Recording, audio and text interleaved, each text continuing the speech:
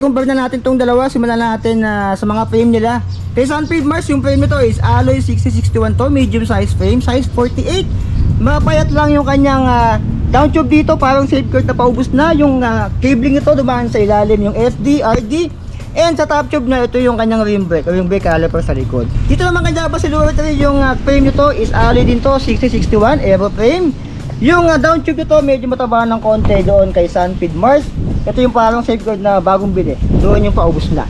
Yung cabin nito dumaan sa down tube, FD, RD, and dito naman ito yung kanyang brake caliper sa likod. Naka-disc brake nga pala to.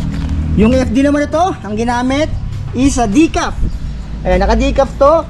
Ito yung logo ng decaf. Yung RD naman ito, ang ginamit is Shimano Sora.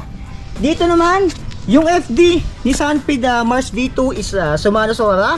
And yung RD na Shimano Sora. So ito is Shimano Sora FD, RD. Ito naman sa Java Silhouette Shimano Sora RD. Decaf naman yung kanyang FD doon. Kaya ang set naman, ito is a 170mm pro wheel ounce na ginamit. Halotech, may lagos sa papunta sa mundo nila Eugene dito. Bakal to. 50, 30, 40 na papalitan. And silver na rin yung kanyang baby dito. Dito naman, ang ginamit dito is a decaf. Ayan, 170mm din to. Meron siyang bash guard dito, 50, 34 din na papalitan. And syempre, Halotech din to. Meron siyang lagos sa papunta sa mundo nila Tagora dito. And syempre, yung kanyang baby dito is a silver na rin. Yung chain naman na ginamit dito kay Java Silhouette is a KMC. Dito naman, kay Sunfeed Mars, ang ginamit dito is SUMC. Kaset naman na to, naka 9 speed, 11, 32 tit yung ginamit, and sunshine yan, kaset na rin. Dito naman, ang ginamit dito kay Java Silhouette is 1, 2, 3, 4, 5, 6, 7, 8, 9. 9 speed din to, 11, 28 tit naman to. Ayan. So, mas lamang ng tit si Sunfeed Mars dito. 11, 28 tit versus 11, 32 tit. Yung hubs naman nila, para yung alloy yan, silvering. And dito naman, double wall alloy rim. Ang ginamit is a decaf Cativa. Yung spokes ito is a 24. Samantalang dito naman kaya is a 28 yung spokes ito. And double wall alloy rim. Ayan, mas makapal yung mukha mo. Este yung, so mas malapad yung rims ni Java Silhouette. Ayan, kita-kita nyo dyan. Mas manipis naman tong isa. Ayan, ito lang yung kay Sunfeed Mars. Yung gulong nito is CST na rin yung ginamit. CST SAR 700 by 25C. Dito naman kay Java Silhouette, CST SAR din ang ginamit dito. 700 by 25C. Yung brake naman ito is naka-caliper to. Naka-rim brake siya. Ayan. Naka-rim brake si Sunfeed Mars. Dito naman kay Java Silhouette, ito is naka-disc brake siya. 160mm yung kanyang disc brake. Naka-QF din siya dito. Ayan. Yung kanyang brake caliper dito sa likod. Seat post naman ito, alloy na rin kaya Java Silhouette. And syempre stock pedals, parehas lang sila ng stock pedals dito. Ito naman, yung puan nito is a decaf yung ginamit. Seat post naman ni Sunfeed Mars, alloy na rin to, 27.2, nakatubol sa dito. Ito yung stock niyang pedal.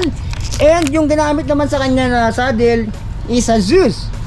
Dito naman, yung fork naman ito is a carbon load dito kay Sunfeed Mars. Yung fork naman ni Java Silhouette ang ginamit, carbon T800. So yung wheelset nila, same lang dito, unahan at likod.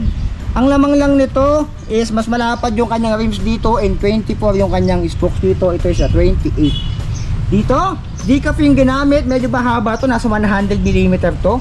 Yung kanyang stem, decaf yung ginamit, clamping 31.8 and walang brand yung kanyang headset dito. Yung ano naman niya, drop bar for 20mm and malamang si decaf din to. Ayan, meron siyang palm rest. And yung kanyang brake and shifter is decaf. Dito naman, ang ginamit naman dito kay Sunfeed Mars, medyo brake dito, nasa 80mm lang to, alloy na rin to. And yung kanyang headset dito is a Guinea. Ito naman, meron din siyang palm rest dito for 20mm din. And yung kanyang STI is Shimano Sora. Ngayon, aalamin natin yung timbang itong dalawa kung sino mas magaan. Malamang sa malamang ito kasi nga, naka-rim brake to, ito naka-disc brake. So, alamin natin kung ano yung mga timbang nila. Okay, timbangin muna natin si Sunfeed Mars. 3, 2, 1. Ito yung naka-rim brake, Sunfeed Mars V2. 9.92. 9.94. Ayan. Unang timbang, 9.94. Pangalawang timbang, 3, 2, 1. 9.88. Ayan. 9.88, pangatlong timbang, para sure tayo. 3, 2, 1. Okay. 9.88 pa rin. So almost 10 kg si Sunfeed Mars. Okay, dito naman tayo kay Java Silhouette 3, 2, 1. Unang timbang. Okay. 11.05. Pangalawang timbang, 3, 2, 1. Kasama yung stock pedas pala nila. 11. Ayan. So, isa pa, 3, 2, 1. Para sigurado tayo. 3, 2, 1. 11.03. So, 11 kilogram. Si Java Siluro 3. Okay, mas mabigat si Java Siluro 3 dahil ito is naka-disc brake to. So, malaking factor yung disc brake. Dagdag bigat din yan. Dito naman kay Sunfeed is naka-rim brake to kaya nasa 10 kg lang siya. Ang kaya naganda dito kay Sunfeed Mars, ito is naka 11 32 teeth. Ito naman si Java Siluro 3, ito is naka 11 20 80. Ito is naka aero yung kanyang frame. Ito is simple lang mga alien. So kung gusto niyo ng aero type, dito kayo kay Sunfeed Mars. So kung gusto niyo ng aero type na road bike and UCI approved, yan yung UCI approved, si Java Siluro 3 ang piliin nyo. Pero kung gusto niyo ng ordinary lang, yung medyo hindi naman aero type masyado, dito kayo kay Sunfeed Mars. Mas mura kasi to dito kaysa dito kay Java Siluro 3. Kita niyo naman dyan, aero type yan. And medyo malapad yung kanyang ano dito, yung rims niya compare dito. Pareho sila ng hubs na alloy pero mas maingay yung hubs ito ng konti. Yun nga lang, naka-STI na to si Sunfeed Mars. Si Mano Sora yung STI FDRD. Ito naman is naka-decaf yung kanyang brake and shifter doon.